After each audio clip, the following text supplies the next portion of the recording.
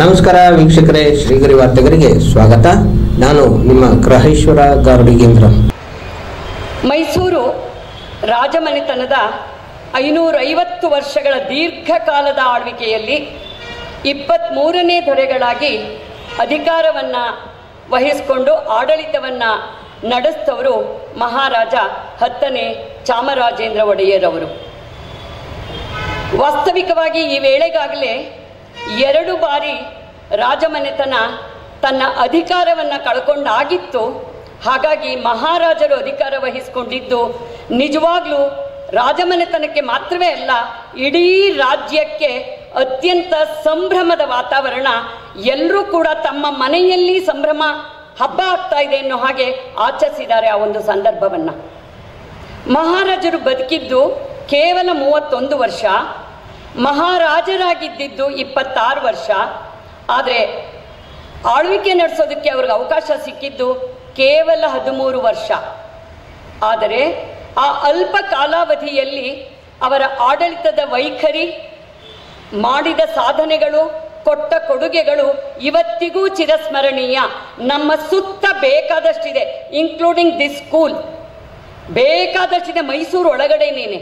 ಅವತ್ತಿನ 8 ಜಿಲ್ಲೆಗಳ ಮೈಸೂರು ರಾಜ್ಯ, ಅದರಲ್ಲಿ ಇವತ್ತಿಗೂ ಕೂಡ ಅವರನ್ನು ಸ್ಮರಿಸೋದು ಒಂದಲ್ಲ ಒಂದು ರೀತಿಯಲ್ಲಿ, ಅದು ಕೈಗಾರಿಕೆ ರೂಪದಲ್ಲ, ಕುಡಿಯುವ ನೀರಿನ ರೂಪದಲ್ಲ, ಶೈಕ್ಷಣಿಕ ಸಂಸ್ಥೆಗಳ, ಆರೋಗ್ಯ ಸಂಸ್ಥೆಗಳ, ಅದೆಲ್ಲವನ್ನ ನಾವು ಅನುಭವಿಸ್ತಾ ಇದ್ದೀವಿ. ಆದರೆ ಅದರಲ್ಲಿ ಹೊಸತನ, ಆಧುನಿಕತೆ ಇವೆಲ್ಲದರ ಒಂದು ಆರಂಭ, ಅಧಿಷ್ಠಾನ ಈ ಒಂದು ಮಹಾರಾಜರ ಕಾಲದಲ್ಲಿ ಆಯಿತು ಅಂತ ಹೇಳಿದ್ರೆ ತಪ್ಪಾಗಲಾರದು. ಯಾವ ನಾಲ್ವಡಿ ಮಹಾರಾಜರ ಕಾಲದಲ್ಲಿ ಅವರ ಪುತ್ರ, ನಾವು ಈ ಮೈಸೂರು ಸಂಸ್ಥಾನಕ್ಕೆ ಒಂದು ಹೆಗ್ಗಳಿಕೆ ಬಂತಲ್ಲ, ಮಾದರಿ ಸಂಸ್ಥಾನ ಅನ್ನೋದು, ಆ ಹೆಗ್ಗಳಿಕೆಗೆ ಬೀಜಾಂಕುರ ಆಗಿದ್ದನ್ನು ನಾವು ಈ ಒಂದು ಅವಧಿಯಲ್ಲಿ ಕಾಣಬಹುದು. ಅಂದರೆ ರಾಜ್ಯದ ಸರ್ವತೋಮುಖ ಅಭಿವೃದ್ಧಿಗೆ ಸಂಪೂರ್ಣವಾಗಿ ಭದ್ರವಾದ ಬುನಾದಿಯನ್ನ, ಅಧಿಷ್ಠಾನವನ್ನ ಹಾಕಿದವರು ಮಹಾರಾಜರು, ಅವರ ದಿವಾನರು ಮತ್ತು ಅವರ ಕಾಲದ ಸರ್ಕಾರದ ದಕ್ಷ ಅಧಿಕಾರಿಗಳು. ಮಹಾರಾಜರು 1863 ಫೆಬ್ರವರಿ 22ರಂದು 13 ಅರಸು ಮನೆತನಗಳಲ್ಲಿ ಒಂದಾದ ಬೆಟ್ಟದ ಕೋಟೆ ಕತ್ತಿ ಗೋಪಾಲರಾಜೆ ಅರಸ್ ಅವರ ವಂಶಕ್ಕೆ ಸೇರಿದವರು. ಇನ್ನೂ ಉತ್ತಮವಾಗಿ ಹೇಳಬೇಕು ಅಂದರೆ ಮೈಸೂರು ರಾಜ್ಯಕ್ಕೆ ಪುನರ್ಜನ್ಮವನ್ನು ಕೊಟ್ಟಂತಹ ಮಹಾಮಾತುಶ್ರೀ ಮಹಾರಾಣಿ ಲಕ್ಷ್ಮಮ್ಮಣ್ಣಿ ಅವರ ತವರಿನವರು. ಅದು ಒಂದು ಕಾರಣ ಇವರನ್ನೇ ದತ್ತು ಪಡೆಯೋದಕ್ಕೆ ಮುಮ್ಮಡಿಯವರು. ಮಹಾರಾಜರು ಒಂದು ದಾಖಲೆ ಪ್ರಕಾರ ನಮಗೆ ಗೊತ್ತಾಗೋದು, ಚಿಕ್ಕ ಕೃಷ್ಣ ಅರಸು ಮತ್ತು ದೇವಾಜಮ್ಮಣ್ಣಿ ದಂಪತಿಗಳಲ್ಲಿ ಈ ಮೊದಲನೇನೆ, ಅಂದರೆ ದೇವಾಜಮ್ಮಣ್ಣಿಯವರು ಗರ್ಭಿಣಿಯಾದಾಗಲೇ ಮಹಾರಾಜ ಮುಮ್ಮಡಿಯವರು ಅವರನ್ನ ಗಂಡು ಮಗು ಆದಲ್ಲಿ ದತ್ತು ಪಡಿತೀನಿ ಅಂತ ಅವರಿಬ್ಬರಿಂದ ಅನುಮತಿ ಪಡ್ಕೊಂಡಿದ್ರಂತೆ. ನೋಡಿ, ಮಹಾರಾಜರು ಜನಿಸುವ ಒಂದೇ ಒಂದು ವಾರ ಮುಂಚೆ ಚಿಕ್ಕ ಕೃಷ್ಣ ಅರಸು ಅವರು ಇಹಲೋಕವನ್ನು ತ್ಯಜಿಸ್ತಾರೆ. ಆದರೆ ಮಗುವಿಗೆ 2.5 ವರ್ಷ ಆದಾಗ ಮಹಾರಾಜರಿಗೆ 71 ವರ್ಷ ಇಳಿ ವಯಸ್ಸು. ಅವರು ತಮ್ಮ ವಾರಸುದಾರರನ್ನ ನೇಮಿಸ್ಕೋಬೇಕು, ದತ್ತುವನ್ನು ಪಡಿಬೇಕು. ಹಾಗಾಗಿ ಅವರು ದತ್ತು ಸ್ವೀಕಾರ ಮಾಡೋದಕ್ಕೆ ತೀರ್ಮಾನವನ್ನು ಕೈಗೊಳ್ತಾರೆ. 2.5 ವರ್ಷದ ಚಾಮರಾಜ ಅವರ ಆಯ್ಕೆ. 1865 ಜೂನ್ 18 ಅವರು ಈ ದತ್ತು ಸ್ವೀಕಾರದ ಕಾರ್ಯಕ್ರಮವನ್ನು ಅರಮನೆಯಲ್ಲಿ ತುಂಬ ಅದ್ಧೂರಿಯಾಗಿ ಹಮ್ಮಿಕೊಂಡ್ರು. ಆ ಒಂದು ಕಾರ್ಯಕ್ರಮ ಮುಗೀತು. ಆದರೆ 1799ರಲ್ಲಿ ಆಗಿದ್ದಂತಹ ಒಪ್ಪಂದ, ಮೈಸೂರು ಮತ್ತು ಬ್ರಿಟಿಷರಿಗೆ ಆದ ಒಪ್ಪಂದದ ಪ್ರಕಾರ ಇವರ ದತ್ತುವನ್ನು ಆಂಗ್ಲ ಸರ್ಕಾರ ಅಂಗೀಕಾರ ಮಾಡುವ ಅನಿವಾರ್ಯತೆ ಇತ್ತು. ಹಾಗಾಗಿ ಅದೇ ದಿನ ಮಹಾರಾಜರು ಸಂಬಂಧಪಟ್ಟ ಎಲ್ಲರಿಗೂ ಪತ್ರವನ್ನು ಬರೀತಾರೆ. ಅದು ಹೌಸ್ ಆಫ್ ಕಾಮನ್ಸ್ ಅಲ್ಲಿ, ಬ್ರಿಟಿಷ್ ಪಾರ್ಲಿಮೆಂಟ್ನಲ್ಲಿ ದೊಡ್ಡ ಡಿಬೇಟು. ಅಲ್ಲಿ ಒಂದು ವರ್ಗ ಅವರು ದತ್ತುವನ್ನು ಸ್ವೀಕಾರ ಮಾಡಿದ್ರೆ ಅವರ ವೈಯಕ್ತಿಕ ಆಸ್ತಿಗೆ ಮತ್ತು ಅವರ ಸಂಸ್ಕಾರಕ್ಕೆ ಅವರು ವಾರಸುದಾರರಾಗಿರಲಿ, ರಾಜ್ಯವನ್ನ ನಡೆಸೋದಕ್ಕೆ ಈ ದತ್ತು ಸ್ವೀಕಾರವನ್ನು ಅಂಗೀಕಾರ ಮಾಡೋದಕ್ಕಾಗೋದಿಲ್ಲ ಅಂತ ಹೇಳ್ತಾರೆ. ಆದರೆ ಡಾಕ್ಟರ್ ಕ್ಯಾಂಬೆಲ್ ಇವರ ಆಸ್ಥಾನದ ಫಿಸಿಷಿಯನ್, ಮಹಾರಾಜರನ್ನು ಅತ್ಯಂತ ಹತ್ತಿರದಿಂದ ನೋಡಿದವರು, ಅವರ ವ್ಯಕ್ತಿತ್ವವನ್ನು ಮೆಚ್ಚಿಕೊಂಡವರು. ಅವರ ಜೊತೆಗೆ ಇನ್ನೂ ಕೆಲವರು ಕೂಡ, ಯಾಕೆಂದ್ರೆ ಮಹಾರಾಜರು ಯಾವ ಸಂದರ್ಭದಲ್ಲೂ ಕೂಡ ಆಂಗ್ಲರೊಂದಿಗೆ ಸಂಘರ್ಷಕ್ಕೆ ಇಳಿದಿಲ್ಲ, ಯಾವ ಮಹಾರಾಜರಿಗೆ ಅಲ್ಲಿಂದ ಮುಂದೆ. ಅದಕ್ಕೆ ಕಾರಣ ಒಂದೇ ಒಂದು, ರಾಜ್ಯದ ಕಲ್ಯಾಣ, ಪ್ರಜೆಗಳ ಅಭಿವೃದ್ಧಿ, ಇದಿಷ್ಟೇ ಅವರ ಮನಸ್ಸಲ್ಲಿದ್ದಿದ್ದು. ಇದು ಕ್ಯಾಂಬೆಲ್ಗೆ ತುಂಬಾ ಇಷ್ಟವಾಗಿತ್ತು.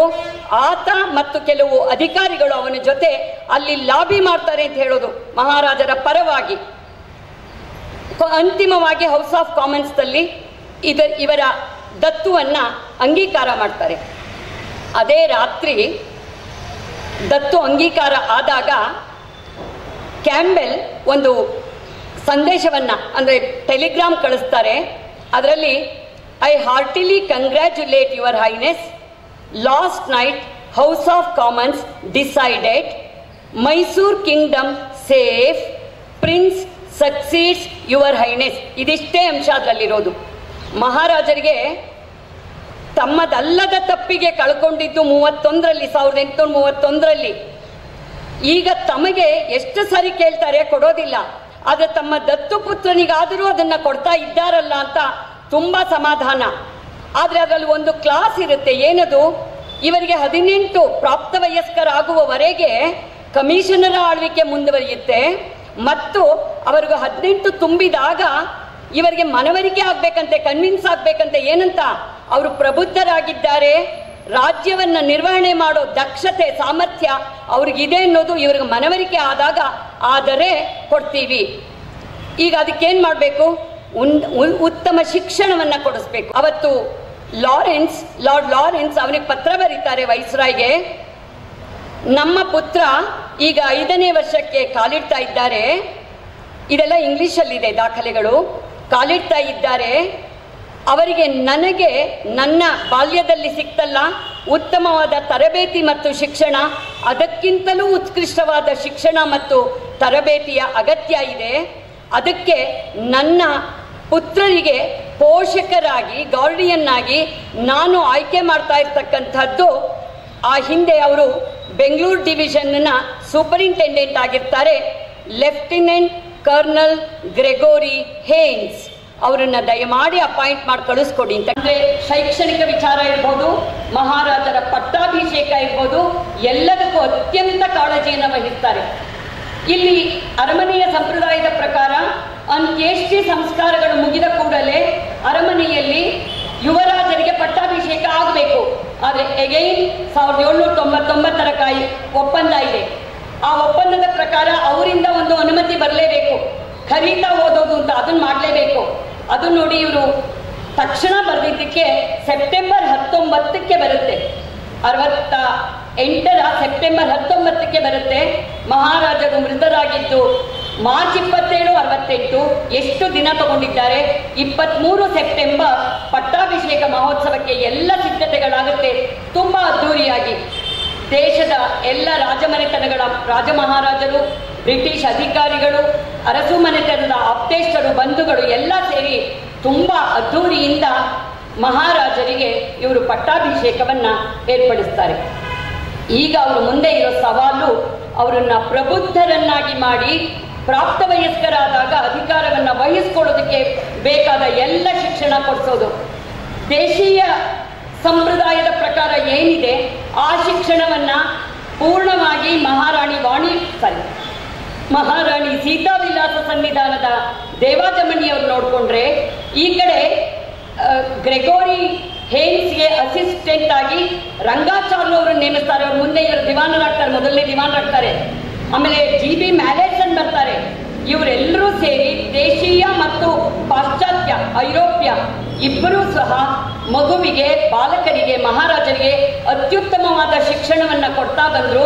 ಅದು ಎಷ್ಟರ ಮಟ್ಟಿಗೆ ಅಂದ್ರೆ, ನ್ಯೂ ಹ್ಯಾಂಪ್ಶೈರ್ ಆ ನಗರದ ವಿಂಚೆಸ್ಟರ್ ಕೌಂಟಿಯಲ್ಲಿ ಅತ್ಯುತ್ತಮವಾದ ಐರೋಪ್ಯ ಶಿಕ್ಷಣ.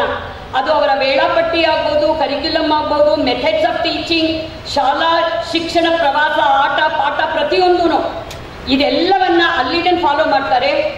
ಎಷ್ಟರ ಮಟ್ಟಿಗೆ ಶಿಕ್ಷಣ ಸಿಕ್ತು ಅಂದ್ರೆ, ಬರೀ 5 ವರ್ಷ ಆಗಿರುತ್ತೆ ಅವರು ಎಜುಕೇಶನ್ ಶುರು ಮಾಡಿ. ಅಂದ್ರೆ 12ನೇ ವಯಸ್ಸು. ಇಲ್ಲಿ ಕೆಲ ಕಾಲ ಕಮಿಷನರ್ ಆಗಿದ್ದಂತಹ ರಿಚರ್ಡ್ ಮೀಡ್ಗೆ ಒಂದು ಪತ್ರ ಬರೆದಿದ್ದಾರೆ, ಅವ್ರ ದಾಖಲೆ ಇದೆ. ಅಷ್ಟು ಸ್ಟ್ಯಾಂಡರ್ಡ್ ಆಗಿ 5 ವರ್ಷ ಇನ್ನೂ ಶಿಕ್ಷಣ ಶುರು ಮಾಡಿ, ಅದೆಲ್ಲ ಗೊತ್ತಿದೆ. ಲೋಕರಂಜನ್ ಮಹಲಲ್ಲೇ ಶಿಕ್ಷಣ ಆಗೋದು ಅಂದ್ರೆ ಅಷ್ಟರ ಮಟ್ಟಿಗೆ ಪ್ರಬುದ್ಧತೆ ಬರೋ ಹಾಗೆ ಅತ್ಯುತ್ಕೃಷ್ಟವಾದ ಅಧ್ಯಾಪಕರುಗಳು ಹೌದು. ಆದ್ರೆ ಮಹಾರಾಜರು ತಗೋಬೇಕಲ್ಲ, ಅದು ಅಷ್ಟೇ ಉನ್ನತವಾಗಿತ್ತು. ನಿಜವಾಗ್ಲೂ ಮಹಾರಾಜರಿಗೆ ಇವ್ರಿಗೆಲ್ರಿಗೂ ಒಂದು ನಂಬಿಕೆ ಬರುತ್ತೆ. ಸೀತಾವಿಲಾಸದ ದೇವಾಜಮಣ್ಣಿಯವರಿಗೆ ಖಂಡಿತವಾಗ್ಲೂ 18 ವಯಸ್ಸು ಬಂದಾಗ ರಾಜಮನೆತನಕ್ಕೆ ಅಧಿಕಾರ ವಾಪಸ್ ಬರುತ್ತೆ ಅಂತ ಅಷ್ಟರ ಮಟ್ಟಿಗೆ ಅವರು ಶಿಕ್ಷಣವನ್ನ ಪಡಿತಾ ಬಂದರು. ಈ ನಡುವೆ 1877ರಲ್ಲಿ ಒಂದು ದೆಹಲಿ ದರ್ಬಾರ್ ಆಗುತ್ತೆ. ಲಾರ್ಡ್ ಲಿಟ್ಟನ್ ಅವಾಗ ವೈಸ್ರಾಯ್. ಅದಕ್ಕೆ ಮುಖ್ಯ ಕಾರಣ ಚಕ್ರವರ್ತಿನಿ ಬ್ರಿಟನ್ನಿನ ಎಂಪ್ರೆಸ್ ಆಫ್ ಇಂಡಿಯಾ ಅನ್ನೋ ಟೈಟಲ್ ಬಂದಿರುತ್ತೆ ಅವರಿಗೆ. ಅದನ್ನ ಇಲ್ಲಿ ಕೈಸರೆ ಹಿಂಗೆ ಕೊಡಬೇಕು. ಅದಕ್ಕಾಗಿ ಆಗಿನ್ನೂ ದೆಹಲಿ ಅವರ ರಾಜಧಾನಿ ಅಲ್ಲ, ಅದು 1911ನಲ್ಲಿ ಶಿಫ್ಟ್ ಆಗುತ್ತೆ ಕಲ್ಕತ್ತಾದಿಂದ. ಆದರೆ ಅಲ್ಲೇ ಮಾಡಬೇಕು, ಮೊಘಲ್ ದರ್ಬಾರ್ ಜಾಗ ಅಲ್ವಾ, ಅಲ್ಲಿ ಮಾಡ್ತಾನೆ. ಕೆಲವು ದೇಶೀಯ ಸಂಸ್ಥಾನಗಳ ರಾಜ ಮಹಾರಾಜರುಗಳಿಗೂ ಕೂಡ ಇನ್ವಿಟೇಷನ್ ಹೋಗುತ್ತೆ. ನಮ್ಮ ಮಹಾರಾಜರು 14 ವರ್ಷ, ಅವರಿಗೂ ಇನ್ವಿಟೇಷನ್ ಬಂತು. ಇಲ್ಲಿಂದ ಡಿಸೆಂಬರ್ 10, 1876 ಅವರ ಜೊತೆ ಅವರ ಗುರುಗಳು, ಅವರ ಸಹೋದರರು ಇಬ್ರು, ಮತ್ತೆ ಅವರ ಸೋದರಳಿಯ ರಂಗಾಚಾರ್ಯರು ಎಲ್ಲರೂ ಹೋದ್ರು. 19 ತಲುಪಿದ್ರು. 77 ಜನವರಿ 1ನೇ ತಾರೀಕು ಫಂಕ್ಷನ್ ಇರೋದು. ಆ ಫಂಕ್ಷನ್ ಅವತ್ತಾಗುತ್ತೆ. ಅದರಲ್ಲಿ 2 ವಿಶೇಷ ನಾನು ಕಾಣೋದು. ಒಂದು, ಮಹಾರಾಜರಿಗೆ ಆಸನದ ವ್ಯವಸ್ಥೆ ಮಾಡಿದ್ರಲ್ಲ, ಎಡಗಡೆ ಗಾಯಕ್ವಾಡ್ ಮಹಾರಾಜರು, ಗಾಯಕ್ವಾಡ್ 3rd ಸಯ್ಯಾಜಿರಾವ್. ಇಲ್ಲಿ ಸಯ್ಯಾಜಿರಾವ್ ರೋಡ್ ಇದೆ, ಎಲ್ರಿಗೂ ಗೊತ್ತಿದೆ. ತುಂಬಾ ಆಪ್ತರು ಮಹಾರಾಜರು ಮತ್ತು ಗಾಯಕ್ವಾಡ್. ಅವರ ಹೆಸರಿನಲ್ಲಿ ಇಲ್ಲಿ ಬಂದಂತಹದ್ದು, ಮಹಾರಾಜರೇ ಇಟ್ಟಂತಹದ್ದು. ಅದು ಆಕ್ಚುಲ್ ಆಗಿ ಸಾಗರಕಟ್ಟೆ ಸಮೀಪ ಕಾವೇರಿಯ ಟ್ರಿಬ್ಯೂಟರಿ ಲಕ್ಷ್ಮಣ ತೀರ್ಥದಿಂದ ಮೈಸೂರು ನಾಗರಿಕರಿಗೆ ನೀರು ತರಬೇಕು ಅಂತ ಹೇಳಿ ಅದನ್ನ ಪೂರ್ಣಯ್ಯ ನಾಲೆ, ಅದು ಎತ್ತರ ಆದ್ರಿಂದ ಫೇಲ್ಯೂರ್ ಆ ಪ್ರಾಜೆಕ್ಟು. ಅದು ಹಾಗೆ ಉಳಿದು ಮಳೆ ನೀರು, ಕೊಳಚೆ ನೀರೆಲ್ಲ ಸೇರಿ ಒಂದು ರೀತಿ ಮಾರಕ ರೋಗಗಳ ತಾಣ ಆಗಿತ್ತದು. ಅದನ್ನ ನೋಡಿ ಚಾಮರಾಜೇಂದ್ರ ಒಡೆಯರವರು ಮುಚ್ಚಿಸಿ ಅದೊಂದು ಬಡಾವಣೆ ಮಾಡಿ ಆ ಹೊಸ ರಸ್ತೆಗೆ ತಮ್ಮ ಸ್ನೇಹಿತರ ಹೆಸರಿನಿಟ್ಟಾರೆ. ಹಾಗೇನೆ ವಡೋದರದಲ್ಲಿ ಮಹಾರಾಜರ ಹೆಸರಿನ ಒಂದು ರಸ್ತೆನೂ ಇದೆ, ಚಾಮರಾಜೇಂದ್ರ ರಸ್ತೆ ಅಂತ ಅಲ್ಲೂ ಇದೆ. ಅನ್ನೋ ತುಂಬಾ ಇದೆ ಇವ್ರದನ್ನ. ನಾನು ಅರ್ಧ ಗಂಟೆಯಲ್ಲಿ ಇಡೀ ಅವರ 13 ವರ್ಷ ಆದ್ರೂ ನೀವು ಆಳವಾದ ಅಧ್ಯಯನಕ್ಕೆ ಇಳಿದ್ರೆ ಒಂದು 3 ಸಂಪುಟ ಕೊನೆ ಪಕ್ಷ ಮಾಡ್ಬೋದು. ಆದ್ರಿಂದ ಇದು ನಾ ಹೇಳ್ತಾ ಇರ್ತಕ್ಕಂಥದ್ದು ಹಿಮಾಲಯಕ್ಕೆ ಒಂದು ಫ್ಲಾಶ್ ಅಷ್ಟೇ. ಅದು ಹೇಳಲಿಲ್ಲ, ಇದು ಹೇಳಲಿಲ್ಲ ಅಂತ ದಯಮಾಡಿ ಅನ್ಕೋಬೇಡಿ. ತುಂಬಾ ಜನಕ್ಕೆ ಎಲ್ಲ ಗೊತ್ತಿದೆ ಅಂತ ನನಗೆ ಮುಖ್ಯ ಅನ್ಸಿದ್ದನ್ನು ಮಾತ್ರ ಹೇಳ್ತಾ ಇದ್ದೀನಿ. ಈ ಬಲಭಾಗದಲ್ಲಿ ಹೈದರಾಬಾದಿನ ನಿಜಾಮ, ಮಧ್ಯದಲ್ಲಿ ಮಹಾರಾಜರು. ಇದಕ್ಕಿಂತ ಒಂದು ವಿಶೇಷ, ಅದೇ ದಿನ ಲಾರ್ಡ್ ಲಿಟ್ಟನ್ ಸ್ವಹಸ್ತಾಕ್ಷರದಿಂದ ಬರೆದುಕೊಟ್ಟಿದ್ದಾನೆ. ಪ್ರೀತಿಯಿಂದ ಮೈಸೂರಿನ ಶ್ರೀ ಚಾಮರಾಜೇಂದ್ರ ಒಡೆಯರವರನ್ನ ನೋಡ್ಕೊಳ್ತಾ ಇರ್ತಕ್ಕಂಥ ಲಿಟ್ಟನ್ ಒಪ್ಪಿಸಿದ್ದು ಡೇಟು 1877 ಜನವರಿ ಅಂತ ಬರೆದಿದ್ದಾನೆ ಅವನು. ದೆಹಲಿ ಸೈನ್ ಮಾಡಿದ್ದಾನೆ ಲಿಟ್ಟನ್. ಅಲ್ಲಿಂದ ಬಂದರು ಮಹಾರಾಣಿ ಯಾಕೋ ವಾಣಿವಿಲಾಸ ಸನ್ನಿಧಾನ ತುಂಬ ನೆನಪು ಬರ್ತಿದ್ದಾರೆ. ದೇವಾಜಮ್ಮಣ್ಣಿಯವರು ಪುತ್ರನಿಗೆ ವಿವಾಹವನ್ನ ಏರ್ಪಡಿಸೋದಕ್ಕೆ ತೀರ್ಮಾನ ಮಾಡಿದ್ರು, ಅರಮನೆಯವರೆಲ್ಲ ಸೇರಿ. ಅವರಿಗೆ ಅವರ ಆಯ್ಕೆಯಾಗಿದ್ದು, ಇದೆಲ್ಲ ತುಂಬಾ ಪ್ರಾಸೆಸ್ ಇದೆ. ಮತ್ತೊಂದು 13 ಅರಸು ಮನೆತನಗಳಲ್ಲಿ ಒಂದಾದಂತಹ ಕಡಲೆ ಅರಸು ಮನೆತನ, ನರಸೆ ಅರಸು ಮತ್ತು ಕೆಂಪನಂಜಮ್ಮಣ್ಣಿ. ಅವರ ತಾಯಿಯ ಹೆಸರು ಕೆಂಪನಂಜಮ್ಮಣ್ಣಿ ಅಂತ ಅವರ ಫ್ಯಾಮಿಲಿ ಟ್ರೀನಲ್ಲಿದೆ. ಆದರೆ ಅವರ ಪುತ್ರ ಅವ್ರಿಗೋಸ್ಕರ ಒಂದು ಟ್ರಸ್ಟ್ ಮಾಡಿದ್ರಲ್ಲ, ಅದಕ್ಕೆ ಗುಣಾಂಬ ಟ್ರಸ್ಟ್. ಅವರ ಮನೆ ಗುಣಾಂಬ, ಏನು ವಿಲಾಸ, ಈ ರೀತಿಯಾಗಿ ಇರ್ತಕ್ಕಂಥದ್ದು. ಸುಲಭ ಅನ್ನೋ ಕಾರಣಕ್ಕೆ ನಾವು ಗುಣಾಂಬ ಅಂತಾನೆ ಕರಿತೀವಿ. ಆದರೆ ಕೆಂಪನಂಜಮ್ಮಣ್ಣಿಯವರು, ಅವರ ಹಿರಿಯ ಪುತ್ರಿ ಕೆಂಪನಂಜಮ್ಮಣ್ಣಿಯವರು 77ರಲ್ಲಿ ವಿವಾಹ ನಿಶ್ಚಯ ಆಯಿತು. ಆ ಕಾಲಕ್ಕೇನೆ ಅರಸು ಕುಟುಂಬಗಳಲ್ಲಿ ಹೆಣ್ಣು ಮಕ್ಕಳಿಗೆ ಸಂಸ್ಕೃತ, ಕನ್ನಡ ಮತ್ತೆ ಪ್ರಾಚೀನ ಕೃತಿಗಳನ್ನ ತಿಳಿಸ್ಕೊಡೋದು ಇದೆಲ್ಲ ಇತ್ತು. ಇವ್ರದೊಂದು ವಿಶೇಷ ಏನು ಅಂದ್ರೆ, ಮಿಸ್ ಬ್ಲೇಕ್ ಅಂತ ಒಬ್ಬ ಆಂಗ್ಲ ಅಧಿಕಾರಿ ಅವರಿಂದ ಇಂಗ್ಲಿಷನ್ನು ಕಲ್ತ್ಕೊಂಡಿದ್ರಂತೆ. ಇವರು ಕಲಿಸಿದ್ರು ತಂದೆ ತಾಯಿ ಮಹಾರಾಣಿಯವರಿಗೆ, ಅಂದ್ರೆ ವಾಣಿವಿಲಾಸ ಸನ್ನಿಧಾನ ಅವರಿಗೆ. ಇವರ ವಿವಾಹ ನಿಶ್ಚಯ ಆಯಿತು. ಆದರೆ ಕ್ಷಾಮ ಭೀಕರವಾಗಿದ್ದರ ಹಿನ್ನೆಲೆಯಲ್ಲಿ ಸ್ವಲ್ಪ ಕಾಲ ಮುಂದೂಡಿದ್ರು. 78ರಲ್ಲಿ ಇವರ ವಿವಾಹ ಮೇ 26 ಆಗುತ್ತೆ. ಈ ಒಂದು ಸಂದರ್ಭದಲ್ಲಿ ಬಹಳ ಮುಖ್ಯವಾಗಿ ಇವತ್ತಿಗೂ ಅದು ಪ್ರಚಲಿತವಾಗಿದೆ. ಮಹಾರಾಣಿಯವರು ಅರಮನೆಗೆ ಬಂದ ಕೂಡಲೇ ಆ ಕ್ಷಾಮದ ಭೀಕರತೆ ಇತ್ತಲ್ಲ, ಜನಗಳಿಗಾಗಲಿ ಅರಮನೆಗಾಗಲಿ ಅಷ್ಟು ತೊಂದರೆ ಆಗ್ಲಿಲ್ವಂತೆ. ಅಂದರೆ ಅವರ ಕಾಲ್ಗುಣ ಅಷ್ಟು ಚೆನ್ನಾಗಿದೆ ಅಂತ. ಈ ಸಂದರ್ಭದಲ್ಲಿ ಒಂದು ವಿಶೇಷ ಇವರ ವಿವಾಹದ ಸಂದರ್ಭದ್ದು. ಇವತ್ತು ಕೂಡ ನಾವೆಲ್ಲ ದಸರಾ ಪ್ರೊಸೀಷನ್ನಲ್ಲಿ ನಾಡದೇವತೆ, ಅರಸು ಮನೆತನದ, ರಾಜಮನೆತನದ ದೇವತೆ ಚಾಮುಂಡೇಶ್ವರಿ ವಿಗ್ರಹವನ್ನ ಪ್ರೊಸೀಷನ್ ತಗೊಂಡೋಗ್ತಕ್ಕಂಥ ಅಂಬಾರಿಯನ್ನ ನೋಡ್ತಾ ಇರ್ತೀವಿ, ಹೌದಾ? ಈ ಅಂಬಾರಿಯನ್ನ ನಿರ್ಮಾಣ ಮಾಡಿದ್ದು ಸೋನಾರ್ ಸ್ಟ್ರೀಟ್ನ ಸಿಂಗಣಾಚಾರ್ಯ ಅಂತ. ಅವರಿಗೆ ಸ್ವರ್ಣಕಲಾ ನಿಪುಣ ಅನ್ನೋ ಬಿರುದಿತ್ತು. ಅವರು ಇದೇ ಈ ನೂತನ ಮಧುಮಕ್ಕಳ ಪ್ರೊಸೀಷನ್ಗೆ, ಪುರ ಮೆರವಣಿಗೆಗೋಸ್ಕರ 750 kg ಆ ಒಂದು ಅಂಬಾರಿಯನ್ನು ಮಾಡಿದ್ದು. ಅದರಲ್ಲಿ ಒಳಗಡೆ ಸ್ಟ್ರಕ್ಚರ್ ವುಡನ್, ಮೇಲ್ಗಡೆ ಸುತ್ತ 85 kg ತೂಕ, ಅಷ್ಟು ತೂಕದ ಚಿನ್ನದ ತಗಡುಗಳನ್ನು ಹೊಡೆದಿರೋದು. ಪ್ರತಿ ವರ್ಷ ಎಲ್ಲ ಇಡೀ ರಾಜಮನೆತನದ ಎಲ್ಲ ಮಧುಮಕ್ಕಳ ಪುರ ಮೆರವಣಿಗೆಗೆ ಅದನ್ನ ಕಾಮಾಕ್ಷಿ ದೇವರ ವಿವಾಹ ಅಲ್ಲಿವರೆಗೆ ಬಳಸಿದ್ದಾರೆ. ಆಮೇಲೆ ಸರ್ಕಾರ ಕೊಡಲಿಲ್ಲ. ಮತ್ತೆ ದಸರಾ ಪ್ರೊಸೀಷನ್ಗೆ ರಾಜರು ಕೂತ್ಕೊಳ್ತಾ ಇದ್ದಿದ್ದು ಮಹಾರಾಜರು 1969 ಕೊನೆ ಮಹಾರಾಜ ಜಯಚಾಮರಾಜೇಂದ್ರ ಒಡೆಯರ್ ಅವರು, ಆಗ ಸರ್ಕಾರ ಪ್ರಿವಿ ಪರ್ಸ್ ಮತ್ತು ಮಹಾರಾಜ ಪದವಿಯನ್ನು ಕಿತ್ಕೊಂಡಿದ್ರಿಂದ ಅವರಿನ್ನ ಅದರ ಮೇಲೆ ಕೂರಲಿಲ್ಲ.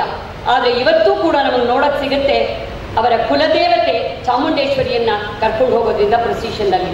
ಇದು ಈ ಒಂದು ವಿವಾಹ ಕಾಲದ ಒಂದು ವಿಶೇಷ. ಇದೆಲ್ಲ 1881 ಫೆಬ್ರವರಿಯಲ್ಲಿ ಇವರಿಗೆ 18 ತುಂಬಿತು. ಆಗ ಇದ್ದಂತಹ ಕಮಿಷನರ್ LV ಬೌರಿಂಗ್ ಅವರಿಗೆ ಕನ್ವಿನ್ಸ್ ಆಗುತ್ತೆ ಇವರು ಪ್ರಬುದ್ಧರು ಅಂತ. ಹಾಗಾಗಿ ಇವರಿಗೆ ಅದೇ ಕ್ಲಾಸ್ ಕಂಡೀಷನ್ ಇದ್ದಿದ್ದು, ಇವರಿಗೆ ವಹಿಸ್ಕೊಡೋದಕ್ಕೆ ತೀರ್ಮಾನ ಮಾಡಿದ್ರು. 81 ಮಾರ್ಚ್ 25 ಅದ್ಧೂರಿಯಾದ ಕಾರ್ಯಕ್ರಮ. ಮುಮ್ಮಡಿ ಮಹಾರಾಜರಿಗೆ ಲಕ್ಷ್ಮೀರಮಣ ಟೆಂಪಲ್ ಅಲ್ಲಿ 1799 ಜೂನ್ 30 ಪಟ್ಟಾಭಿಷೇಕ ಆಯ್ತಲ್ಲ. ಅದಾದ್ಮೇಲೆ ಅರಮನೆಯಲ್ಲಿ ಆಗ್ತಾ ಇರ್ತಕ್ಕಂಥ ಪಟ್ಟಾಭಿಷೇಕ 10ನೇ ಚಾಮರಾಜೇಂದ್ರ ಒಡೆಯರ್ ಅವರದು ತುಂಬಾ ಅದ್ಧೂರಿಯಾಗುತ್ತೆ. ಈ ಒಂದು ಪಟ್ಟಾಭಿಷೇಕಕ್ಕೆ ಸ್ವಲ್ಪ ದಿನ ಮುಂಚೆ ಮಾರ್ಚ್ 11 ಅವರ ಹಿರಿಯ ಪುತ್ರಿ ರಾಜಕುಮಾರಿ ಜಯಲಕ್ಷ್ಮಣ್ಣಿಯವರು ಜನಿಸೋದು. ಈ ಕಾರ್ಯಕ್ರಮ ಆದ್ಮೇಲೆ ನಾಮಕರಣ ಆಗುತ್ತೆ, ಅದಕ್ಕೆ ಜಯ ಅನ್ನೋದು ಸೇರಿಸಿದ್ದಾರೆ ಅಂತ. ಅದೇನೇ ಇರಲಿ, ಅವರು ಅಧಿಕಾರವನ್ನ ವಹಿಸಿಕೊಂಡ್ರು. ಇವರು ಮಹಾರಾಜರ ಇಚ್ಛಾಶಕ್ತಿ, ಕ್ರಿಯಾಶಕ್ತಿ, ಜ್ಞಾನಶಕ್ತಿ. ಅವರ 2 ದಿವಾನರುಗಳು, ರಂಗಾಚಾರ್ಯರು ಬಹಳ ಕಡಿಮೆ ಕಾಲಾವಧಿ 2 ವರ್ಷ, ಕೆ ಶೇಷಾದ್ರಯ್ಯರ್ ಅವರ ಶಿಷ್ಯ. ಈ 2 ದಿವಾನರುಗಳು ದಕ್ಷ ಅಧಿಕಾರಿಗಳು. ಇವರೆಲ್ಲರ ಸಾಮರ್ಥ್ಯ, ದಕ್ಷತೆಯಿಂದಾಗಿ ಮಹಾರಾಜರ ಆಕಾಂಕ್ಷೆಗಳನ್ನ ಶಂಕುಸ್ಥಾಪನೆ ಕೆಲವಾಗುತ್ತೆ, ಕೆಲವು ಪೂರ್ಣಗೊಂಡು ಅನುಷ್ಠಾನಗೊಂಡು ಅದನ್ನ ಖಂಡಿತವಾಗಿ ಅವರೇನೆ ಇನಾಗ್ರೇಷನ್ ಮಾಡ್ತಾರೆ. ಬಹುಶಃ ಇವರ ಕಾಲದಲ್ಲಿ ಆರಂಭವಾದ ಅನೇಕ ಯೋಜನೆಗಳು ಮಹಾರಾಣಿ ವಾಣಿವಿಲಾಸ ಸನ್ನಿಧಾನ ಅವರ ರೀಜೆನ್ಸಿಯಲ್ಲಿ ಮುಂದುವರಿಯುತ್ತೆ, ಕೆಲವು ಅಲ್ಲೂ ಪೂರ್ಣಗೊಳ್ಳುತ್ತೆ. ಇನ್ನು ನಮಗೆ ಬಹಳ ಅದೃಷ್ಟ ಮೈಸೂರು ಜನರದು. ಮಹಾರಾಜ ನಾಲ್ವಡಿಯವರಿಗೆ 38 ವರ್ಷಗಳ ದೀರ್ಘಕಾಲದ ಅವಧಿಯಲ್ಲಿ ಅವರು ತುಂಬಾ ಪ್ರಾಜೆಕ್ಟ್ಸ್ ಅನ್ನ ಕಂಪ್ಲೀಟ್ ಮಾಡೋದಕ್ಕೆ ಅವಕಾಶ ಆಯಿತು. ಆದರೆ ಇವರ ಕಾಲದಲ್ಲಿ ಸಿಕ್ಕಂತಹ 13 ವರ್ಷದಲ್ಲಿ ಅನೇಕ ಯೋಜನೆಗಳು ಬಂದವು. ನಾನು ತುಂಬಾ ಸೂಕ್ಷ್ಮವಾಗಿ ಕೆಲವನ್ನ ಮಾತ್ರ ಹೇಳ್ತೀನಿ. 1881 ಮಾರ್ಚ್ 25 ಅವರು ಅಧಿಕಾರ ವಹಿಸಿಕೊಂಡಿದ್ದು. 4 ದಿನ ನೋಡಿ, 29ನೇ ತಾರೀಕು ರಂಗಾಚಾರ್ಲು 8 ಜಿಲ್ಲೆಗಳ, ಅವತ್ತು 8 ಜಿಲ್ಲೆ, ಆಮೇಲೆ 9 ಆಗೋದು, ಆ 8 ಜಿಲ್ಲೆಗಳ ಜಿಲ್ಲಾಧಿಕಾರಿಗಳಿಗೆ ಒಂದು ಸಂದೇಶ ಕಳಿಸಿ ಏನ್ ಹೇಳ್ತಾರೆ, ಆಯಾ ಜಿಲ್ಲೆಗಳಿಂದ ಆಯ್ದ ವರ್ತಕರು ಮತ್ತು ರೈತರು ಹಾಗೂ ಜಮೀನ್ದಾರರನ್ನ ಮೈಸೂರು ಕಳಿಸ್ಕೊಡಿ ಅಂತ 4 ದಿನ ಒಂದು ಸಭೆ ಸೇರಿಸ್ತಾರೆ. ಉದ್ದೇಶ ಏನು? ಈ ಪ್ರಜಾಪ್ರತಿನಿಧಿ ಸಭೆ ಬರೋಕ್ ಮುಂಚೆ ಈ ವ್ಯವಸ್ಥೆ ಅಂದ್ರೆ ಪ್ರಜೆಗಳು ಮತ್ತು ಆಳುವ ವರ್ಗದ ನಡುವೆ ಕಂದಕ ಇರಬಾರ್ದು, ಅವರ ಆಕಾಂಕ್ಷೆಗೆ ಅನುಗುಣವಾಗಿ ಆಡಳಿತ ಇರಬೇಕು, ಆಡಳಿತದಲ್ಲಿ ಆಗ್ತಾ ಇರ್ತಕ್ಕಂಥದ್ದು ಅವ್ರ ತನಕ ತಲುಪ್ತಾ ಇದೆಯಾ ಅನ್ನೋದು ಗೊತ್ತಾಗಬೇಕು. ಎಂಥ ವ್ಯವಸ್ಥೆ ರೀ! ನಾವು ಪ್ರಜಾಪ್ರಭುತ್ವ ಮಾತಾಡೋದು ಸಂವಿಧಾನದ ನಂತರ, ಆದ್ರೆ 7 ದಶಕಗಳ ಮುಂಚೆನೆ ನಾವು ಇದು ನೋಡೋದಲ್ಲ. ನಾವು ಮೈಸೂರಿಗರು ಎಷ್ಟು ಪುಣ್ಯವಂತರು. ಅದನ್ನ ಮಾಡಿದ್ಮೇಲೆ ದಿವಾನ್ ರಂಗಾಚಾರ್ಲು ಅವರ ಅಧ್ಯಕ್ಷತೆಯಲ್ಲೇ ಇದಾಗೋದು. ಅವರಿಗೆ ಒಂದು ಮನವರಿಕೆ ಆಯಿತು, ಖಂಡಿತ ಇದು ವರ್ಕೌಟ್ ಆಗುತ್ತೆ ಅಂತ. ಮಹಾರಾಜರು ಗೋ ಅಹೆಡ್ ಅಂದ್ರು. ಆಗಸ್ಟ್ ಅಲ್ಲಿ ಒಂದು ಆದೇಶ ಕಳಿಸಿದ್ರು. ಪ್ರಜಾಪ್ರತಿನಿಧಿ ಸಭೆ ದಸರಾ ನಡೆಯುವಾಗ ಆಗಸ್ಟ್ 7, 1881 ಮೊದಲ ಸಭೆ ಆಗಬೇಕು. ಅವತ್ತೇ ಅನೌನ್ಸ್ ಮಾಡೋದಲ್ಲಿ 144 ಮಂದಿ ಸದಸ್ಯರು, ಅವರೇ 8 ಜಿಲ್ಲೆಗಳ ಜಿಲ್ಲಾಧಿಕಾರಿಗಳು ಆಯ್ಕೆ ಮಾಡಿ ಕಳಿಸಿರ್ತಾರೆ. ಅಲ್ಲಿ ಚರ್ಚೆ ಆಗುತ್ತೆ. ಮೊದಲ ಸಭೆಯಲ್ಲೇ ಏನೋ ಅಗಾಧ ಆಗೋಯ್ತು, ನಾವು ಭ್ರಮೆ ಪಡಬೇಕಾಗಿಲ್ಲ. ಆದರೆ ಕ್ರಮೇಣ ಅದರ ವಿಸ್ತಾರ, ಅಧಿಕಾರದ ವಿಸ್ತಾರ, ಸಂಖ್ಯೆಯಲ್ಲಿ ಪ್ರತಿನಿಧಿಗಳ ಸಂಖ್ಯೆಯಲ್ಲಿ ವಿಸ್ತಾರ. 91ರಲ್ಲಿ ನೋಡಿ, 91ರವರೆಗೆ ಆಯ್ಕೆ, 91ರಲ್ಲಿ ಚುನಾವಣಾ ಪದ್ಧತಿ ತರ್ತಾರೆ. ಎಷ್ಟು ಆಶ್ಚರ್ಯ ಆಗುತ್ತೆ ನೋಡಿ. ಚುನಾವಣಾ ಪದ್ಧತಿ ಅಂದ್ರೆ ಎಲ್ರಿಗೂ ಮತದಾನದ ಹಕ್ಕು ಸಿಕ್ತು ಅಂತಲ್ಲ, ಅದಕ್ಕೆ ತೆರಿಗೆ ಕಟ್ಟೋದು, ಜಮೀನ್ದಾರರು, ಶಿಕ್ಷಣ ಇವೆಲ್ಲ ಇರುತ್ತೆ. ಆದರೆ 1907ರಲ್ಲಿ ಮಹಾರಾಜ ನಾಲ್ವಡಿಯವರ ಕಾಲದಲ್ಲಿ ಲೆಜಿಸ್ಲೇಟಿವ್ ಕೌನ್ಸಿಲ್ ಕೂಡ ಮಾಡ್ತಾರೆ. ಅದನ್ನ ವೆಸ್ಟ್ ಅವರೆಲ್ಲ ಹೊಗಳ್ತಾರೆ ನಮ್ದನ್ನ. ಅಷ್ಟೇ ಯಾಕೆ, ಲಾರ್ಡ್ ಡಫ್ರಿನ್ ಮಹಾರಾಜರ ಕಾಲದಲ್ಲಿ ಮೈಸೂರಿಗೆ ಬಂದಿದ್ದ. ಆತ ಹೇಳ್ತಾನೆ, 3 ಅಂಶಗಳು ನನಗೆ ತುಂಬಾ ಇಷ್ಟ ಆಗಿದ್ದು, ನನ್ನನ್ನು ತುಂಬಾ ಸಂತೋಷ ಪಡಿಸಿದ್ದು ಅಂತ. ಯಾವ್ಯಾವುದು ಅಂದ್ರೆ, ಭೀಕರ ಕ್ಷಾಮವನ್ನ ಅಟ್ಮಾತ್ ಅದನ್ನ ಎದುರಿಸ್ತಾರಲ್ಲ, ಆ ಪರಿಸ್ಥಿತಿಯನ್ನು ಎದುರಿಸಿದ್ದು. ಎರಡನೇದು, ಅಧಿಕಾರಕ್ಕೆ ಬಂದ ಕೂಡಲೇ ಪ್ರಜಾಪ್ರತಿನಿಧಿ ಸಭೆಯನ್ನು ಅಸ್ತಿತ್ವಕ್ಕೆ ತಂದಿದ್ದು. ಮತ್ತೊಂದು, ಶಿಕ್ಷಣದ ಕ್ರಾಂತಿ. ಅಷ್ಟರ ಮಟ್ಟಿಗೆ ಈ ಒಂದು ವ್ಯವಸ್ಥೆ ನಮ್ಮ ದೇಶದ ಸ್ವಾತಂತ್ರ್ಯ ನಂತರ ಇಡೀ ದೇಶ ಅನುಭವಿಸಿದ ಪ್ರಜಾಪ್ರಭುತ್ವದ ಪರಿಕಲ್ಪನೆ 565 ದೇಶೀಯ ಸಂಸ್ಥಾನಗಳಿಗೂ ಗೊತ್ತಾಗಲಿಲ್ಲ. ನಮ್ಮ 18 ವರ್ಷದ ಮಹಾರಾಜರಿಗೆ, ಅವರ ದಿವಾನರಿಗೆ ಈ ಪರಿಕಲ್ಪನೆ ಬಂತು ಅಂದರೆ ಅವರಿಗೆ ಪ್ರಜೆಗಳ ಬಗ್ಗೆ, ರಾಜ್ಯದ ಬಗ್ಗೆ ಎಂತಹ ಕಾಳಜಿ ಇತ್ತು ಅನ್ನೋದನ್ನ ನಾವು ಖಂಡಿತವಾಗ್ಲೂ ಊಹೆ ಮಾಡ್ಬೋದು. ಇನ್ನು ಶಿಕ್ಷಣಕ್ಕೆ ಸಂಬಂಧಪಟ್ಟ ಹಾಗೆ ಒಂದು ಮಾತು ಹೇಳಕ್ಕೆ ಇಷ್ಟಪಡ್ತೀನಿ. ನಾಲ್ವಡಿ ಮಹಾರಾಜರು ಮತ್ತು ಜಯಚಾಮರಾಜೇಂದ್ರ ಒಡೆಯರ್ ಕಾಲದಲ್ಲಿ ಏನು ನಾವು ಶಿಕ್ಷಣ ಬೇರೆ ರಾಜ್ಯಗಳಿಗೆಲ್ಲ ಹೋಲಿಸಿದೆ ಉಚ್ಛ್ರಾಯ ಮಟ್ಟವನ್ನು ಊರ್ಧ್ವಮುಖವಾಗಿ ಹೋಗ್ತಿತ್ತು. ಅದಕ್ಕೆ ಭದ್ರವಾದ ಬುನಾದಿ ಇಲ್ಲೇನೆ ಬಂದಿದ್ದು. ಇವರು ಅಧಿಕಾರಕ್ಕೆ ಬಂದಾಗ್ಲೇನೆ ಒಂದು ಹೆಣ್ಣು ಮಕ್ಕಳ ಶಾಲೆ ಅಂಬಿಲೆ ನರಸಿಂಹಯ್ಯಂಗಾರ್, ತಾತಯ್ಯ ಅಥವಾ ವೆಂಕಟಕೃಷ್ಣಯ್ಯ, ನಾರಾಯಣ ಶಾಸ್ತ್ರಿ ಇವರುಗಳಿಂದ ಜಗನ್ಮೋಹನ ಪ್ಯಾಲೇಸ್ ಹಿಂಭಾಗದ ಕಟ್ಟಡದಲ್ಲಿ 28 ವಿದ್ಯಾರ್ಥಿನಿಯರಿಂದ ಶುರುವಾಯಿತು. ಬಹಳ ಬೇಗ ಮಹಾರಾಣಿಯವರ ಅರಮನೆಯ ಗಮನವನ್ನು ಅದು ಸೆಳೆದು ಅದಕ್ಕೆ ಮಹಾರಾಣಿ ಶಾಲೆ ಅಂತ ಹೆಸರಿಟ್ಟಿದ್ದು. ಸಂಪೂರ್ಣ ಸಪೋರ್ಟು ಮಹಾರಾಣಿಯವರ. ಅದಕ್ಕೆ ಆ ಶಾಲೆ ಎಷ್ಟು ಮಟ್ಟಿಗೆ ಬೆಳೀತು. ಪ್ರಾಥಮಿಕ ಶಾಲೆ, ಪ್ರೌಢಶಾಲೆ ಆಯಿತು, ಸೆಕೆಂಡ್ ಗ್ರೇಡ್ ಕಾಲೇಜ್ ಅಂದ್ರೆ ಇವತ್ತಿನ ಜೂನಿಯರ್ ಕಾಲೇಜಿನ ಅವಾಗ ಸೆಕೆಂಡ್ ಗ್ರೇಡ್ ಕಾಲೇಜ್ ಅಂತಿದ್ದು, ಫಸ್ಟ್ ಗ್ರೇಡ್ ಕಾಲೇಜ್. ಆ ಫಸ್ಟ್ ಗ್ರೇಡ್ ಕಾಲೇಜ್ ಅವಾಗ ಮಹಾರಾಣಿ ಕಾಲೇಜ್ ಆಗಿತ್ತು. ಸೈನ್ಸ್ ಆರ್ಟ್ಸ್ ಒಟ್ಟಿಗೆ ಇತ್ತು. ಸಂಖ್ಯೆ ಜಾಸ್ತಿ ಆಯಿತು ವಿದ್ಯಾರ್ಥಿನಿಯರದು ಅಂತ 2 ಭಾಗ ಮಾಡಿದ್ರು. ಈಗ ಕಾಮರ್ಸ್ ಮ್ಯಾನೇಜ್ಮೆಂಟ್ ಮತ್ತೊಂದು ಭಾಗ ಆಗಿ 16,000 ವಿದ್ಯಾರ್ಥಿನಿಯರು ಪ್ರತಿ ವರ್ಷ. ಇವತ್ತಿಗೂ ಅದು ಒಂದು ಹೆಗ್ಗಳಿಕೆಯ ಕಾಲೇಜೇ ಆಗಿದೆ. ಅದು 1920ರಲ್ಲಿ ನಾಲ್ವಡಿ ಮಹಾರಾಜರ ಕಾಲದಲ್ಲಿ ಫಸ್ಟ್ ಗ್ರೇಡ್ ಕಾಲೇಜ್ ಆಯಿತು. ಆಗ ಇಡೀ ದಕ್ಷಿಣ ಭಾರತದಲ್ಲಿ ಹೆಣ್ಣು ಮಕ್ಕಳ ಉನ್ನತ ಶಿಕ್ಷಣಕ್ಕಾಗಿ ಇದ್ದಂತಹ ಅಥವಾ ಆರಂಭವಾದಂತಹ ಪ್ರಪ್ರಥಮ ಸರ್ಕಾರಿ ಕಾಲೇಜು. ಎಷ್ಟು ಸಂತೋಷ ಆಗುತ್ತೆ. ಇವತ್ತು ಮುಂದುವರಿತಾ ಇರೋದು ಅದು ಇನ್ನೂ ಸಂತೋಷ. ಇದಕ್ಕೆ ಒಂದು ಕಾರಣ ಇದೆ. ಮಹಾರಾಜರ ಮೇಲೆ ಬಹಳ ಪ್ರಭಾವ ಬೀರಿದ್ದು ಸ್ವಾಮಿ ವಿವೇಕಾನಂದರ ಒಂದು ಪತ್ರ. ನಮ್ಗೆಲ್ರಿಗೂ ಗೊತ್ತಿದೆ, ವಿವೇಕಾನಂದರು ಇಲ್ಲಿ ಬಂದಿದ್ದು. ಅವರು ಚಿಕಾಗೋ ಧಾರ್ಮಿಕ ಸಮ್ಮೇಳನಕ್ಕೆ ಹೋಗೋದಕ್ಕೆ ಮಹಾರಾಜರು ದ್ರವ್ಯ ಸಹಾಯ ಮಾಡಿದ್ದು. ಆ ಚಿಕಾಗೋದ ಸಮ್ಮೇಳನ ಮುಗಿದ ಮೇಲೆ ವಿವೇಕಾನಂದರು ಜೂನ್ 23, 1894 ಮಹಾರಾಜರಿಗೆ ಒಂದು ಥ್ಯಾಂಕ್ಸ್ ಗಿವಿಂಗ್ ಲೆಟರ್ ಅದು. ಆ ಪತ್ರ ಬರೆದುಬಿಟ್ಟು ಅದರಲ್ಲಿ ಅಲ್ಲಿಯ ಸ್ತ್ರೀಯರ ಒಂದು ಮಹತ್ವ, ಶಿಕ್ಷಣ, ಸಮಾಜ ಎಲ್ಲವನ್ನ ಬರೀತಾ ಬರ್ತಾರೆ. ಆಮೇಲೆ ಬರೀತಾರೆ ಮಹಾರಾಜರಿಗೆ, ನೋಡಿ ನನ್ನ ದೇಶದ ಧನಿಕರ ಸಹಾಯದಿಂದ ನಾನು ಅಲ್ಲಿಗೆ ಹೋಗಕ್ಕಾಗ್ಲಿಲ್ಲ, ನಿಮ್ಮಂತಹ ಉದಾರಿಗಳಿಂದ ನಾನು ಹೋಗಕ್ಕಾಯ್ತು. ಶಿಕ್ಷಣಕ್ಕೆ ತುಂಬಾ ಪ್ರಾಮುಖ್ಯತೆ ಕೊಡಬೇಕು. ಅಲ್ಲಿ ಒಂದು ಸೆಂಟೆನ್ಸ್ ಮಹಾರಾಜರ ಮೇಲೆ ತುಂಬಾ ಪ್ರಭಾವ ಬೀರ್ತು. If poor people do not take to education, education must go to them ಅಂದ್ರು. ಅದನ್ನೇ ಮಹಾರಾಜರು ಅಕ್ಷರಶಃ ಜಾರಿಗೆ ಇಟ್ಟಿದ್ರು. ರಾತ್ರಿ ಶಾಲೆ ಯಾರು ಯೋಚನೆ ಮಾಡಕ್ ಸಾಧ್ಯ ಇದೆ ಅಂದ್ರೆ, ಶಾಲೆಗೆ ಹೋಗುವ ವಯಸ್ಸು ಮೀರಿದವರು, ಕೂಲಿ ಕಾರ್ಮಿಕರು ಹಗಲು ಕೂಲಿಗೆ ಹೋಗ್ತಾರೆ, ಶಾಲೆಗೆಲ್ಲ ಹೋಗೋದು, ಅವರಿಗೋಸ್ಕರ ರಾತ್ರಿ ಶಾಲೆ, ಅಕ್ಷರ ಜ್ಞಾನ ಬರಲಿ ಅಂತ. ಹಾಗೆಯೇ 800 ಪ್ರಾಥಮಿಕ ಶಾಲೆ ಇತ್ತು. ಮಹಾರಾಜ ಸಂಸ್ಕೃತ ಕಾಲೇಜು, ಸಂಸ್ಕೃತ ಡಿಮಿನಿಷಿಂಗ್ ಅಂತೆ ಆ ಟೈಮಲ್ಲಿ 30 ಸಂಸ್ಕೃತ ಕಾಲೇಜ್ಗಳು ಬಂದವು. ಇದು ಅರಸು ಮಕ್ಕಳಿಗೋಸ್ಕರ.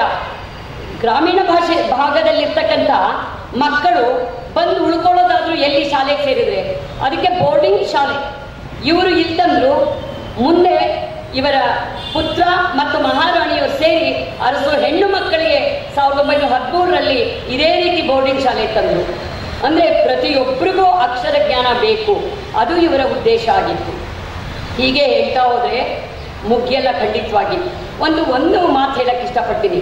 ಕರ್ನಾಟಕ ಭಾಷೋಜ್ಜೀವಿನಿ ಸಭಾ ಅದರ ಉದ್ದೇಶನೇ ಕನ್ನಡವನ್ನು, ಕನ್ನಡ ಶಾಲೆಗಳನ್ನು, ಹೆಣ್ಣು ಮಕ್ಕಳ ಶಾಲೆಗಳನ್ನು ಉದ್ಧಾರ ಮಾಡೋದು. ಕನ್ನಡ ಪಂಡಿತರು, ಅವಾಗೆಲ್ಲ ಕನ್ನಡ ಪಂಡಿತರು ಇರ್ತಿದ್ರು, ಅವರನ್ನು ತಯಾರಿಸೋದು. ಇದೆಲ್ಲ ನಮ್ಮ ಮಹಾರಾಜರು ಮಾಡ್ತಾ ಇದ್ದಂತಹ ಕೆಲಸಗಳು. ಧಾರವಾಡದಲ್ಲಿ, ಅದು ಬಾಂಬೆ ಪ್ರೆಸಿಡೆನ್ಸಿಗೆ ಸೇರಿತ್ತು, ಅಲ್ಲಿ ರಾಹಾ ದೇಶಪಾಂಡೆ ಅವರು 1890ರಲ್ಲಿ ಕರ್ನಾಟಕ ವಿದ್ಯಾವರ್ಧಕ ಸಂಘವನ್ನು ಸ್ಥಾಪನೆ ಮಾಡ್ತಾರೆ. ಅಂದರೆ ಕನ್ನಡವನ್ನು ಉಳಿಸ್ಕೊಳ್ಳೋದು ತುಂಬ ಕಷ್ಟ ಇತ್ತು, ತುಂಬ ಹೋರಾಡ್ತಾರೆ ಆ ವಿದ್ಯಾವರ್ಧಕ ಸಂಘ. ಈವನ್ ಕರ್ನಾಟಕ ಏಕೀಕರಣಕ್ಕೂ ಹೋರಾಡುತ್ತೆ. ಅವರಿಗೆ ಮಹಾರಾಜರ ರಾಜಮನೆತನ ಕನ್ನಡವನ್ನು ಮಾತೃಭಾಷೆಯಾಗಿಸ್ಕೊಂಡಿದೆ ಅನ್ನೋದು ಗೊತ್ತಿತ್ತು. ಮಹಾರಾಜರ ಸಹಕಾರವನ್ನು ಕೇಳ್ತಾರೆ. ಇಲ್ಲಿಂದ ಮಹಾರಾಜರ ಸರ್ಕಾರ ವಿದ್ಯಾವರ್ಧಕ ಸಂಘ ನಡೆಸ್ತಕ್ಕಂಥ ಕನ್ನಡ ಪಂಡಿತರ ಪರೀಕ್ಷೆಗೆ ಇಲ್ಲಿಂದ ಕಳಿಸ್ಕೊಡ್ತಾರೆ ಸೋರ್ಸಸ್ನ. ಆಮೇಲೆ ಅವರು ಅಲ್ಲಿ ಭವನ ಕಟ್ತಾರೆ ವಿದ್ಯಾವರ್ಧಕ ಸಂಘದ್ದು.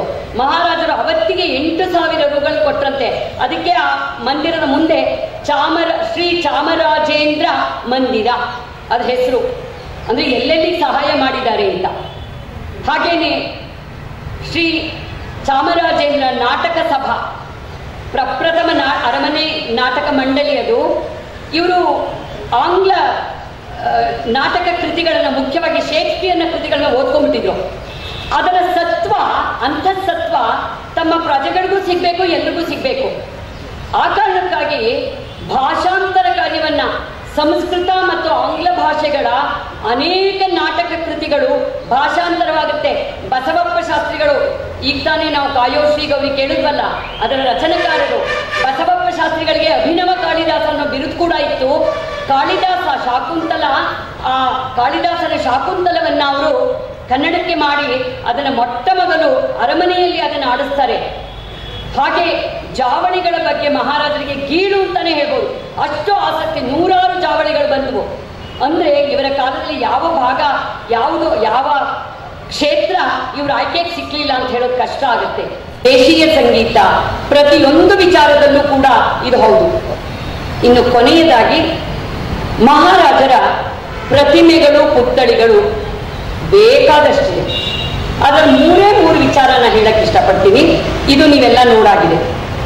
ಮೊಟ್ಟ ಮೊದಲ ಅವರ ಆಳು ಪ್ರಮಾಣದ ಅಶ್ವಾರೂಢ ಪ್ರತಿಮೆ ಡಿಸೆಂಬರ್ 1, 1900ರಲ್ಲಿ ಮಹಾರಾಣಿ ವಾಣಿವಿಲಾಸ ಸನ್ನಿಧಾನ ಅವರ ರೀಜೆನ್ಸಿಯಲ್ಲಿ ಕರ್ಜನ್ ಪಾರ್ಕ್ ಅಂತ ಏನು ಕರಿತೀವಿ ನಾವು, ಬಸ್ ಸ್ಟ್ಯಾಂಡು, ಅಲ್ಲಿ ಪ್ರತಿಮೆ ಅನಾವರಣಗೊಂಡಿತ್ತು ಲಾರ್ಡ್ ಕರ್ಜನ್ನನಿಂದ. ಆ ವೈಸ್ರಾಯ್ ಇಲ್ಲಿ ಬಂದಿದ್ದ ಮೈಸೂರಿಗೆ, ಅವನ ಅನಾವರಣ ಮಾಡ್ತಾನೆ. ಅವನ ನೆನಪಿಗೆ ಮಹಾರಾಣಿಯವರು ಅಲ್ಲಿ ಸುತ್ತ ಪಾರ್ಕ್ ಮಾಡಿಸಿ ಕರ್ಜನ್ ಪಾರ್ಕ್ ಅಂತ ಹೆಸರಿಟ್ರು. ಆ ನಂತರ ಮಹಾರಾಜ ನಾಲ್ವಡಿಯವರ ಕಾಲದಲ್ಲಿ ಈಗ ಇದೆಯಲ್ಲ ಸ್ಟ್ಯಾಚ್ಯೂ ಸ್ಕ್ವೇರ್, ಮಹಾರಾಜರ ಪ್ರತಿಮೆ, ಅದರಲ್ಲಿ 2 ಕಲಾಕಾರರಿದ್ದಾರೆ. ಆದರೆ ಅದನ್ನ ಮಾಡಿದಾಗ, ಆ ಪ್ರತಿಮೆಯನ್ನ ಅಲ್ಲಿ ಪ್ರತಿಷ್ಠಾಪನೆ ಮಾಡಕ್ ಬಂದಾಗ ಮುಖ ಮಹಾರಾಣಿಯವರಿಗೆ ತಮ್ಮ ಪತಿ ಮಹಾರಾಜರ ಮುಖವನ್ನು ಹೋಗ್ತಾ ಇರಲಿಲ್ಲಂತೆ. ಹೇಳುವಾಗ ಮಹಾರಾಜ ನಾಲ್ವಡಿಯವರು ಅವರ ಪುತ್ರ ಗಣಪತರಾವ್ ಮಾತ್ರೆ ಅಂತ ಅವ್ರನ್ನ ಕರೆಸಿ ಆ ಕತ್ತಿನ ಭಾಗವನ್ನ ಮಾಡಿಸ್ತಾರೆ. ಮೊದಲು ಪ್ಲಾಸ್ಟರ್ ಆಫ್ ಪ್ಯಾರಿಸ್ ಅಲ್ಲಿ ಮಾಡಿದ್ರಂತೆ, ಅದು ಒಪ್ಪಿಗೆ ಆಯ್ತಂತೆ ಮಹಾರಾಣಿಯವರಿಗೂ ಪುತ್ರರಿಗೂ. ಆ ನಂತರ ಈಗಿರೋ ಆ ಭಾಗವನ್ನ ಮಾಡಿ ಸೇರಿಸಿರೋದು. ತುಂಬಾ ಸೂಕ್ಷ್ಮವಾಗಿ ನೋಡಿದ್ರೆ ನಕ್ಲೇಸ್ ಹಾಕಿರೋ ಭಾಗ ಗೊತ್ತಾಗುತ್ತೆ, ಇಲ್ಲದೆ ಹೋದ್ರೆ ಗೊತ್ತೇ ಆಗಲ್ಲ. ಅತ್ಯಂತ ಉತ್ತಮವಾದ ಆಳು ಪ್ರಮಾಣದ ಪ್ರತಿಮೆ. ಹಾಗೇನೆ ಬೆಂಗಳೂರಲ್ಲಿ ಜಗನ್ಮೋಹನ ಪ್ಯಾಲೇಸ್ ಅಲ್ಲೆಲ್ಲ ಬಸ್ಗಳಿದೆ. ಜಗನ್ಮೋಹನ ಪ್ಯಾಲೇಸ್ ಅಲ್ಲಿ ಮತ್ತೊಂದು ಇರ್ತಕ್ಕಂಥದ್ದು ಬಹಳ ಮುಖ್ಯವಾದದ್ದು, ಒಂದು ಪೋರ್ಟ್ರೇಟ್ ಇದೆ ಅಶ್ವಾರೂಢ, ಅದು ಕೂಡ ಮಹಾರಾಜರ ಪೋರ್ಟ್ರೇಟ್ ಕೂಡ ಇದೆ. ಅಂದ್ರೆ ಇವ್ರದನ್ನ ಎಷ್ಟು ಮಾಡಿದ್ರು ಕಡಿಮೆನೆ. ಇವ್ರು ಮಾಡಿರ್ತಕ್ಕಂಥ ಅನೇಕ ಸಾಧನೆಗಳಿದೆಯಲ್ಲ, ಖಂಡಿತವಾಗಿನೂ ಅವಕಾಶ ಸಿಕ್ಕಿದ್ರೆ ಇನ್ನಷ್ಟು ಆಗೋದು. ಆದರೆ 1894ರಲ್ಲಿ ಡಿಸೆಂಬರ್ ಅಲ್ಲಿ ಕಲ್ಕತ್ತಾ ಪ್ರವಾಸ ಇಡೀ ಪರಿವಾರ ಹೋಗ್ತಾರೆ. ಅಲ್ಲಿ ಆಕಸ್ಮಿಕವಾಗಿ ಅವರು ಅನಾರೋಗ್ಯಕ್ಕೆ ತುತ್ತಾಗಿ ಡಿಫ್ತೀರಿಯಾ ಅನ್ನೋ ಒಂದು ಗಂಟಲು ಬೇರೆ, ಉಸಿರಾಟಕ್ಕೆ ತೊಂದರೆ ಆಗಿ ಡಿಸೆಂಬರ್ 28, 1894 ಬೆಳಗಿನ ಜಾವ ಅವರು ಇಹಲೋಕವನ್ನ ತ್ಯಜಿಸಿದ್ರು. ಎಲ್ಲ ಮಕ್ಕಳು ಅಪ್ರಾಪ್ತರು. ಹಿರಿಯ ಪುತ್ರಿ ರಾಜಕುಮಾರಿ ಜಯಲಕ್ಷ್ಮಣ್ಣಿನೇ 14 ವರ್ಷ, ಕೊನೆಯ ಪುತ್ರ ಯುವರಾಜರಾಗಿದ್ದಂತಹ ಕಂಠೀರವ ನರಸಿಂಹರಾಜ ಒಡೆಯರವರು 6 ವರ್ಷ. 27 ವಯಸ್ಸಿನ ಮಹಾರಾಣಿ, ಘೋಷಾ ವ್ಯವಸ್ಥೆಯಲ್ಲಿದ್ದಂತಹ ಮಹಾರಾಣಿಯವರು ಆ ಪರಿಸ್ಥಿತಿಯನ್ನು ಹೇಗೆ ನಿಭಾಯಿಸಬೇಕು ಅಂತ ನಾವು ಯೋಚನೆ ಮಾಡ್ಕೊಳ್ಳೋಕ್ಕೂ ಸಾಧ್ಯ ಇಲ್ಲ. ಆದರೆ ಅವರು ಪತಿಯ ಕಳೇಬರವನ್ನ ಮೈಸೂರು ತನಕ ತರಲ್ಲ, ಗಂಗಾ ನದಿ ತಟಾಕ ಕಾಳಿಘಾಟಲ್ಲಿ ಅಲ್ಲೇ ಸಂಸ್ಕಾರವನ್ನ ಮುಗಿಸ್ತಾರೆ. ಅಲ್ಲಿ ಬೃಂದಾವನ ಏನು ನಿರ್ಮಾಣ ಮಾಡಿದ್ದಾರೆ ಮಹಾರಾಣಿ ವಾಣಿವಿಲಾಸ ಸನ್ನಿಧಾನ, ಇವತ್ತಿಗೂ ಅದಕ್ಕೆ ಪೂಜೆ ಸಲ್ತಾ ಇದೆ ಅಂದ್ರೆ ನಾವು ಮಹಾರಾಜರನ್ನ ಎಲ್ಲಿ ಇಡಬೇಕು ಹೇಳಿ, ಇವತ್ತಿಗೂ ಪೂಜೆ ಸಲ್ತಾ ಇದೆ ದೂರದ ಕಾಳಿಘಾಟಲ್ಲಿ, ಕಲ್ಕತ್ತಾದಲ್ಲಿ. ಇಂತಹ ಮಹಾರಾಜರ ಬಗ್ಗೆ ಹೇಳ್ತಾ ಹೋದ್ರೆ ಸಂಪುಟ ಗಟ್ಟಲೆ ಮಾತಾಡ್ಬೋದು. ನನಗೆ ಕೊಟ್ಟಂತಹ ಅವಕಾಶದಲ್ಲಿ ಕೆಲವು ಅಂಶವನ್ನ ನಿಮ್ ಜೊತೆ ಶೇರ್ ಮಾಡ್ಕೋಬೇಕು ಅಂತ ಏನ್ ಅನ್ನಿಸ್ತೋ ಅದನ್ನ ಮಾಡ್ಕೊಂಡಿದ್ದೀನಿ. ಇಷ್ಟು ಅವಕಾಶ ಮಾಡಿಕೊಟ್ಟಂತಹ ಎಲ್ರಿಗೂ ಕೂಡ ಧನ್ಯವಾದಗಳನ್ನ ಸಲ್ಲಿಸಿ ನನ್ನ ಮಾತನ್ನ ಮತ್ತೆ ಮುಂದಿನ ವಾರ್ತೆಗರಿಯಲ್ಲಿ ಭೇಟಿಯಾಗೋಣ. ಶ್ರೀಗರಿ, ನಿಮ್ಮ ಮನದಾಳದ ಗರಿ. ನಮಸ್ಕಾರ. ಶ್ರೀಗರಿ, ನಿಮ್ಮ ಮನದಾಳದ ಗರಿ. ಶ್ರೀಗರಿ, ನಿಮ್ಮ ಭಾವನೆಗಳ ಗರಿ. ಶ್ರೀಗರಿ, ನಾಡಿನ ಹೆಮ್ಮೆಯ ಗರಿ. ಮನೆ ಮನಗಳ ಗರಿದು ಶ್ರೀಗರಿ, ತನುಮನ ಧನಗಳ ಗರಿದು ಶ್ರೀಗರಿ, ವಿಶ್ವದ ದೇಶದ ನಾಡಿನ ಗರಿದು ಶ್ರೀಗರಿ. ಶ್ರೀಗರಿ ಶ್ರೀಗರಿ ಶ್ರೀಗರಿ ಶ್ರೀಗರಿ ಶ್ರೀಗರಿ, ನಿಮ್ಮ ಮನದಾಳದ ಗರಿ.